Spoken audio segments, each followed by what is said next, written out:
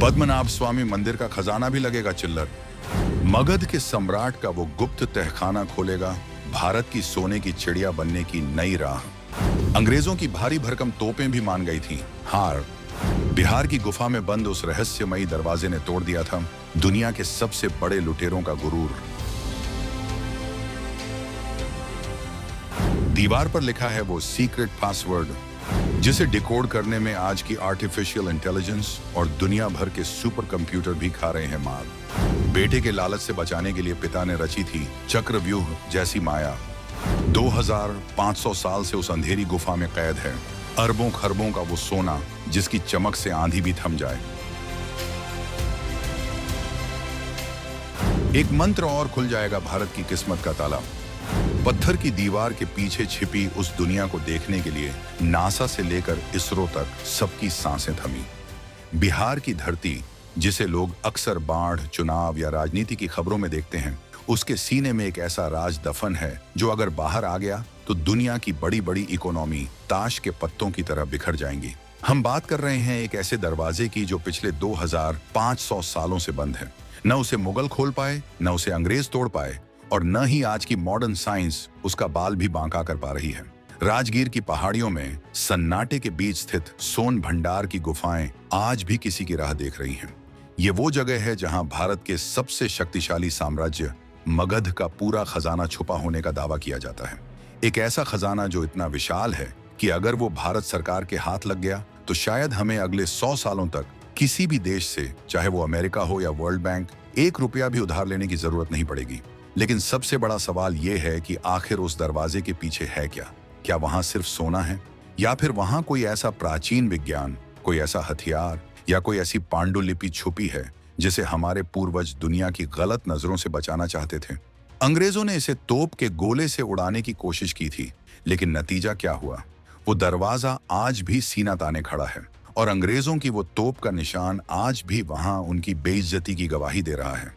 हम आपको बताएंगे इस रहस्यमयी दरवाजे और उसके पीछे छिपे अरबों के खजाने की पूरी कहानी। तो बने रहिएगा वीडियो पर और इस संबंध में आपके जो भी विचार हों कमेंट में लिखकर जरूर बताइएगा। मगध का इतिहास और बिंबिसार की दौलत। अब जरा फ्लैशबैक में चलते हैं और उस दौर की ताकत को महसूस करते हैं जब भारत दुनिया का बॉस हुआ करता था। ये कहानी आज की नहीं बल्कि उस समय की है जब मगध साम्राज्य का डंका पूरी दुनिया में बजता था। उस समय के राजा थे बिंबिसार। बिंबिसार कोई आम राजा नहीं थे, वो हर्यंक वंश के संस्थापक थे और उनकी रईसी के किस्से यूनान और रोम तक मशहूर थे। उस समय मगध की राजधानी राजगीर, जिसे तब राजगृह कहा जाता था, दुनिया का सबसे सुरक्षित और अमीर शहर था। कहा जाता है कि बिंबिसार को सोने से इतना प्यार था कि उनके राज्य में नदियों की रेत से भी सोना छान लिया जाता था। व्यापार अपने चरम पर था और दुनिया भर का सोना भारत में खींचा चला आ रहा था। लेकिन कहते हैं ना, पूत कपूत तो क्यों धन संचय। बिंबिसार का बेटा था अजात शत्रु, एक नंबर का महत्वाकांक्षी और गद्दी का भूखा। उसे अपने पिता का राजपाट और दौलत इतनी जल्दी चाहिए थी कि उसने अपने ही पिता को कैद कर लिया। लेकिन बिंबिसार कच्चे खिलाड़ी नहीं थे। उन्हें पहले ही भनक लग गई थी कि उनका बेटा सत्ता के नशे में किसी भी हद तक जा सकता है। इसीलिए अपनी गिरफ्तारी से ठीक पहले उन्होंने अपने जीवन की पूरी कमाई, युद्धों में जीता गया सारा सोना, हीरे जवाहरात और राज्य का पूरा टैक्स रेवेन्यू एक ऐसी जगह छुपा दिया जहां परिंदा भी पर न मार सके। और वो जगह थी राजगीर की ये सोन भंडार गुफाएं। बिंबिसार ने यह कदम इसलिए उठाया क्योंकि वो जानते थे कि अजात शत्रु उस धन का दुरुपयोग करेगा, उसे युद्ध में बर्बाद कर देगा। एक पिता ने अपनी विरासत को बचाने के लिए पहाड़ों का सीना चीरकर तिजोरी बनाई। आज हम बैंक लॉकर पर भरोसा करते हैं, लेकिन बिंबिसार ने प्रकृति पर भरोसा किया। उन्होंने ऐसी जगह चुनी जो बाहर से एकदम वीरान और साधारण लगे, लेकिन अंदर से कुबेर के खजाने से भी ज्यादा कीमती हो। गुफा की बनावट और इंजीनियरिंग। ये गुफाएं कोई ईंट गाड़े से बनी बिल्डिंग नहीं है। इन्हें सीधे पहाड़ की चट्टानों को काटकर बनाया गया है। इसे रॉक कट आर्किटेक्चर कहते हैं। मतलब पूरा का पूरा पहाड़ ही आपकी तिजोरी है। बिंबिसार ने इस खजाने को सुरक्षित करने के लिए ऐसी जगह चुनी जो बाहर से देखने में एकदम मामूली लगे। अगर आप आज वहां जाएंगे तो आपको लगेगा कि ये तो साधुओं के रहने की कोई जगह है या कोई पुरानी गुफा है जहां जानवर रहते होंगे। लेकिन असली खेल उस मामूली दिखने वाली गुफा के अंदर है। गुफा के अंदर घुसते ही सामने एक दीवार आती है। एक ऐसी दीवार जो दिखने में तो पत्थर की है, लेकिन असल में वो एक दरवाजा है। और उस दरवाजे के पीछे है वो खजाना जिसके बारे में कहा जाता है कि वो इतना ज्यादा है कि उसे गिनने के लिए आज के सुपर कंप्यूटर भी कम पड़ जाएंगे। सोन भंडार में 2 गुफाएं हैं। पहली गुफा में तो टूरिस्ट जाते हैं, फोटो खींचते हैं, सेल्फी लेते हैं, लेकिन असली रहस्य दूसरी गुफा में है। पहली गुफा को देखकर लगता है कि ये सुरक्षा गार्ड्स के लिए थी, लेकिन जो दूसरी गुफा है वही असली तिजोरी है। इसकी दीवारें इतनी चिकनी और सपाट हैं कि जैसे आज की लेजर कटिंग मशीन से काटी गई हों। 2500 साल पहले जब बिजली नहीं थी, लेजर कट्टर नहीं थे, तब ग्रेनाइट जैसी कठोर चट्टान को इतना स्मूथ कैसे किया गया? यह अपने आप में एक चमत्कार है। इस गुफा की दीवारों पर जो पॉलिश की गई है उसे मौर्यकालीन पॉलिश कहा जाता है। ये इतनी अद्भुत है कि 2000 साल बाद भी यह शीशे की तरह चमकती है।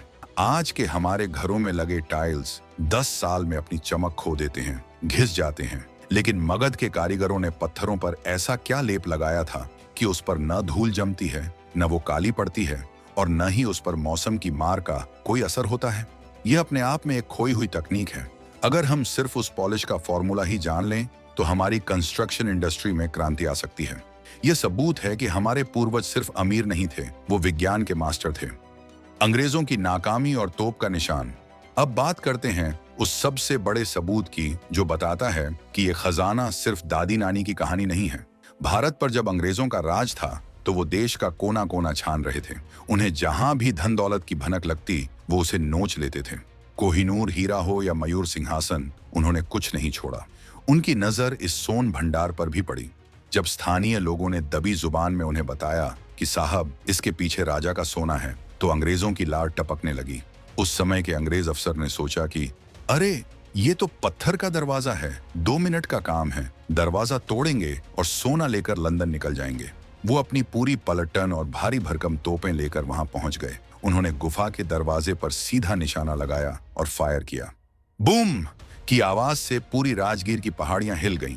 धुएं का गुब्बार उठा। अंग्रेज अफसर के चेहरे पर मुस्कान थी। उसे लगा रास्ता साफ हो गया, लेकिन जब धुआं छटा तो अंग्रेज अफसर के चेहरे का रंग उड़ गया। वो पसीना पसीना हो गया।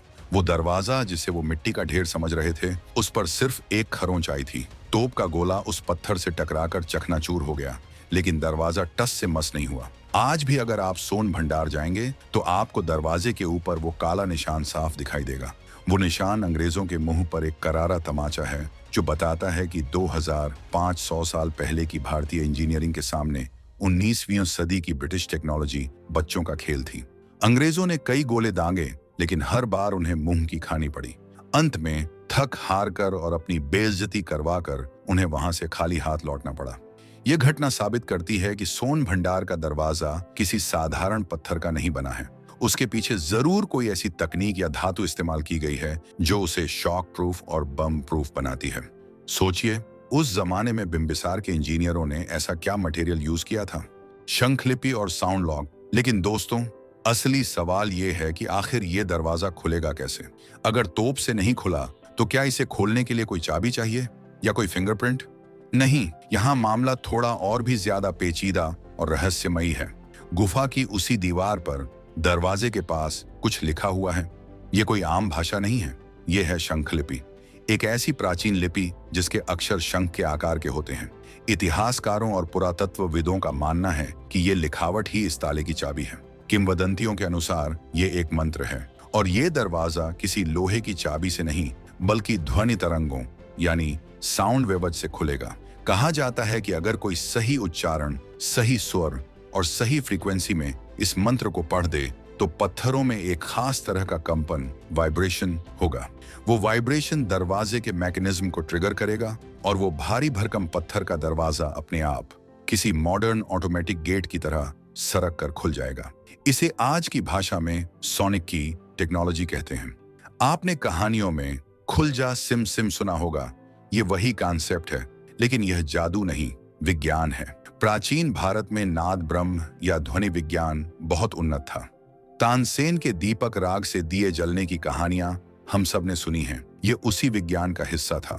बिंबिसार ने अपनी दौलत को एक ऐसे पासवर्ड से लॉक किया है जो वॉयस एक्टिवेटेड है। अब आप सोच रहे होंगे कि यार, आज तो 2025 से 26 आ गया है, हमारे पास तो सुपर कंप्यूटर हैं, एआई है, चैट जीपीटी है, तो हम इस लिपि को डिकोड क्यों नहीं कर पा रहे हैं? यही तो सबसे बड़ा पेंच है। शंख लिपि को पढ़ने की कला सदियों पहले लुप्त हो चुकी है, दुनिया भर के बड़े बड़े लिंग्विस्ट, भाषा वैज्ञानिक और क्रिप्टोग्राफर्स ने अपना सिर फोड़ लिया, लेकिन वो इस कोड को क्रैक नहीं कर पाए।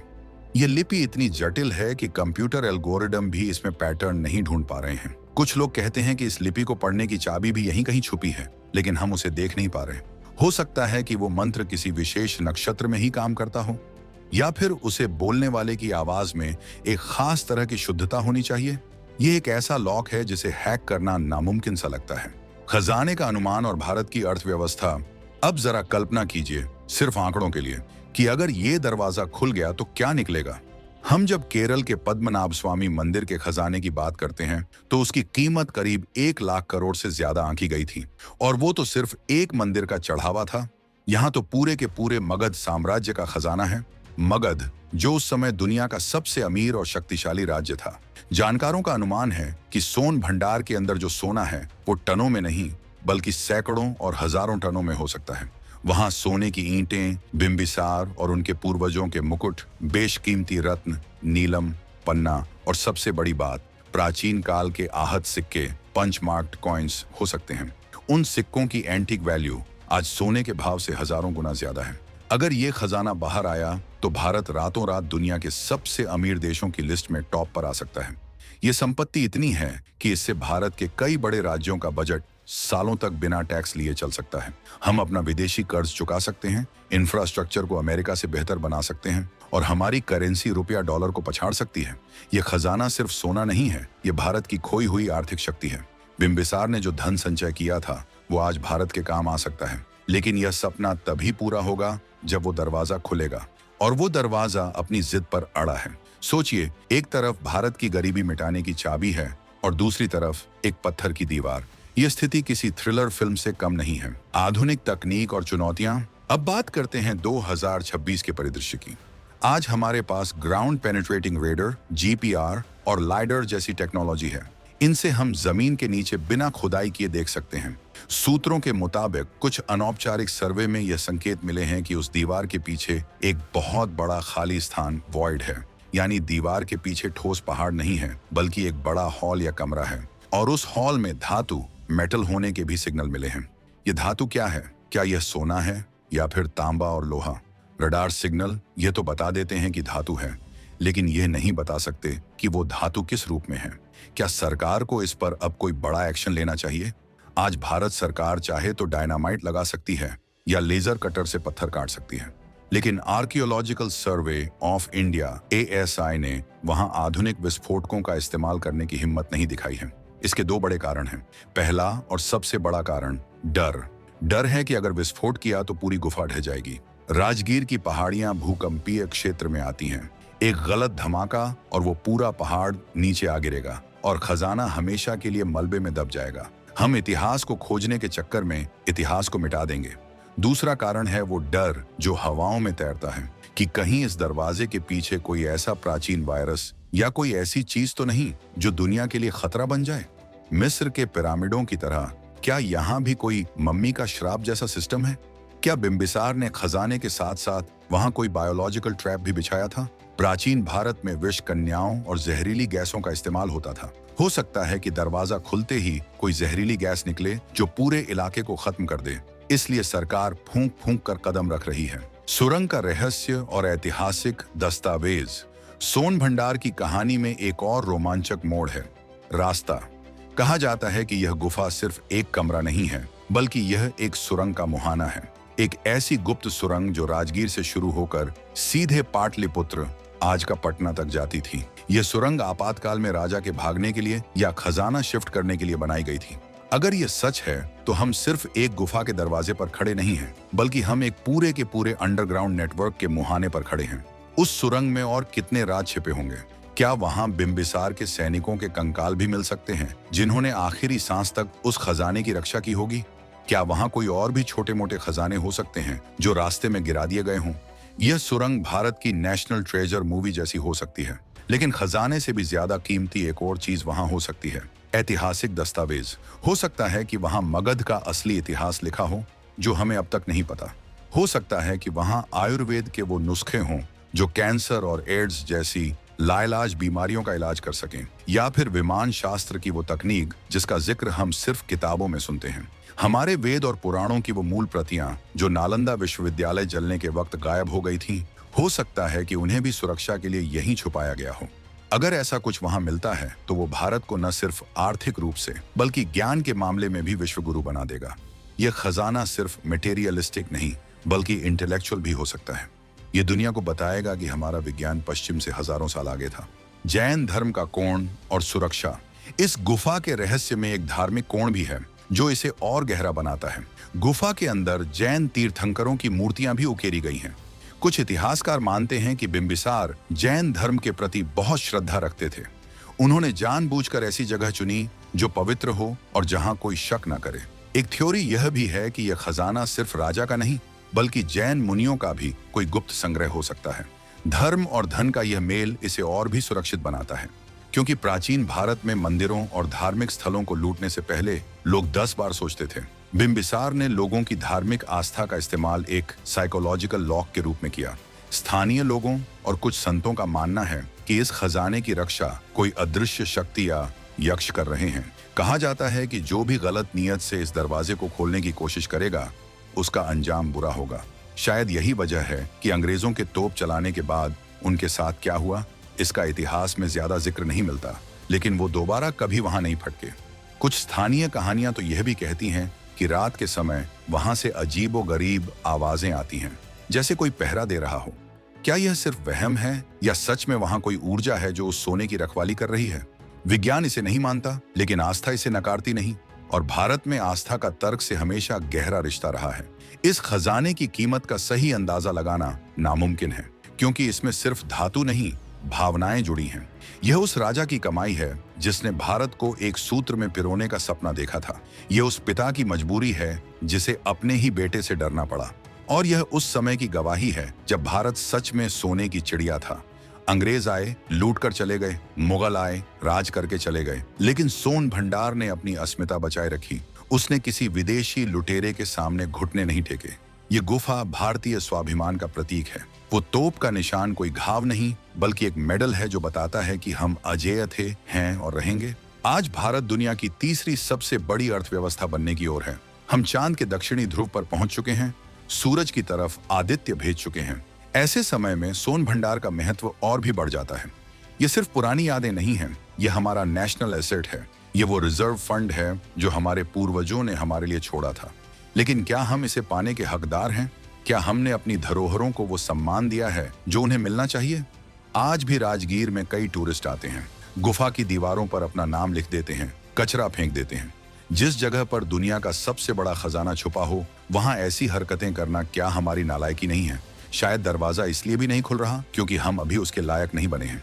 सोन भंडार का रहस्य हमें यह भी सिखाता है कि इतिहास में अभी भी बहुत कुछ ऐसा है जो अनसुलझा है। हम सोचते हैं कि हमने सब कुछ खोज लिया, लेकिन असलियत यह है कि हम अभी तक अपनी ही धरती के नीचे छिपे सच को नहीं जान पाए हैं। यह गुफा एक चुनौती है हमारे वैज्ञानिकों के लिए, हमारे इतिहासकारों के लिए और हमारी सरकार के लिए। क्या हम अपनी जड़ों को खोजने के लिए वो इच्छा शक्ति दिखा पाएंगे? तो दोस्तों, यह थी उस रहस्यमयी दरवाजे की दास्तान जो बिहार की पहाड़ियों में खामोशी से खड़ा है। वो इंतजार कर रहा है उस सही समय का और उस सही इंसान का जो उसके कोड को डिकोड कर सके। क्या पता हमारे बीच ही कोई ऐसा जीनियस हो जो कल को शंखलिपि पढ़ ले। क्या पता अगली बड़ी खोज राजगीर से ही हो। क्या पता सरकार कल कोई नया मिशन लॉन्च कर दे। आपको क्या लगता है, क्या सरकार को अब रिस्क लेकर उस दरवाजे को खोलने के लिए आधुनिक ड्रिलिंग मशीनों या लेजर का इस्तेमाल करना चाहिए, या फिर हमें इंतजार करना चाहिए उस दिन का जब हम उस लिपि को पढ़ सकें? और क्या आपको लगता है कि बिंबिसार का खजाना सच में वहां है या यह सिर्फ एक कहानी है? लेकिन तोप का निशान तो झूठ नहीं बोलता ना। अपनी राय, अपने विचार और अपना लॉजिक कमेंट बॉक्स में लिखकर जरूर बताएं। हम हर कमेंट को पढ़ेंगे और देखेंगे कि आप इस बारे में क्या सोचते हैं। क्या पता आपका कोई आइडिया सरकार तक पहुंच जाए। और अगर आपको राजगीर के खजाने ने हैरान किया है तो अगले वीडियो में हम आपको ले चलेंगे एक ऐसी झील के पास जिसके पानी को छूते ही इंसान पत्थर बन जाता है। जी हाँ, भारत में नहीं लेकिन दुनिया में एक ऐसी जगह है। और साथ ही हम बात करेंगे भारत के उस मंदिर की जिसकी परछाई जमीन पर नहीं पड़ती। क्या है वो एंटी ग्रेविटी साइंस? उस रोंगटे खड़े कर देने वाले रहस्य को जानने के लिए चैनल को सब्सक्राइब करना बिल्कुल मत भूलिएगा और वो घंटी वाला बटन दबा दीजिए ताकि अगला धमाका सीधे आपके मोबाइल पर हो। तब तक के लिए अपने देश पर गर्व कीजिए, अपनी संस्कृति को पहचानिए। जय हिंद, जय भारत।